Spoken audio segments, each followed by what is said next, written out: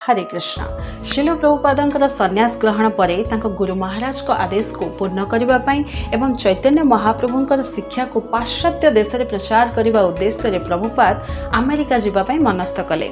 India छाड़ापी बहुत किसी असुविधार सम्मुखीन होगा पड़ा। एवं प्रभुपाद को अमेरिका जावाई तीनोटी जिनिस आवश्यकता अच्छी। गोटे हूँ सेठारे रही स्पॉन्सरशिप, सेकेंड हूँ ऑफिशियल अप्रूवल, थर्ड हूँ गोटे फ्री पास। मिस्टर अग्रवाल नामक जड़े व्यक्ति सहायता प्रभुपाद स्पॉन्सरशिप जोगाड़ होगला, अप्रूवल मिलगला, बाकी रहा गोटे फ्री पास।